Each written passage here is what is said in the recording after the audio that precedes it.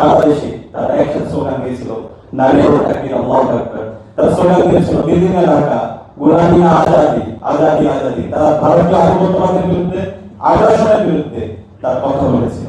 আমরা আলোচনা শুরুতে শ্রদ্ধার সাথে স্মরণ করছি বাংলাদেশের কবি সাংবাদিক নেতা শহীদ প্রেসিডেন্ট জিয়াউর রহমান থেকে শুরু করে আজাদি আন্দোলনের সকল শহীদদের, বিশেষ করে জুলাই বিপ্লবের শহীদ আবু সাঈদ, শহীদ ওয়াসিম, শহীদ শান্ত, শহীদ আলী রায়হান থেকে শুরু করে সকল শহীদদের যাদের আত্মত্যাগের মাধ্যমে আজকে আমরা ফেস্টিভাল মুক্ত বাংলাদেশ পেয়েছি।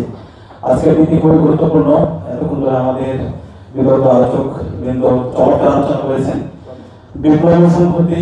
বিপ্লব সংহতি আমাদের শেখায় আমাদের শত্রু কারা এবং আমাদের মিত্র কারা। আমাদের চমৎকারভাবে আমাদের আলোচনা করেছেন। আমরা যদি দেখি যে জুলাই বিপ্লব হয়েছে, সেই জুলাই বিপ্লবের সাথে বিপ্লব এবং সংহতি যে দিবস, সেই স্পিরিট আমরা কানেক্ট করতে পারি। ওদের স্বপ্ন পূরণে পাশে থাকতে পেরে আমরা গর্বিত। আমরা দেখতে পেয়েছি বিপ্লব সংহতি দিবসে, বিপ্লব সংহতির দিন, সেদিন সিপাহী জনতা একসাথে নেমে তারা স্লোগান দিয়েছিল, নারে তাকবীর আল্লাহু আকবার, দিল্লি না ঢাকা, ঢাকা ঢাকা, গোলামি না আজাদি, আজাদি আজাদি।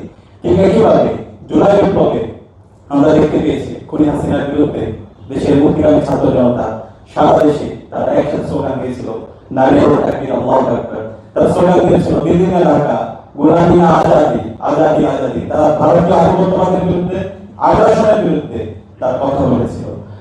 কিন্তু দুর্ভাগ্যের বিষয়, এখান থেকে আমরা শিক্ষা নিই না যে বিপ্লবের মাধ্যমে আজকে আমরা নতুন বাংলাদেশ পেয়েছি, আজকে আমরা আজাদি পেয়েছি, শহীদরা যে জন্য জীবন দিয়েছে, সে আকাঙ্ক্ষার কথাগুলো আমরা ভুলে যাই। আমরা আমাদের শত্রু এবং মিত্রকে চিনতে ভুলে যাই।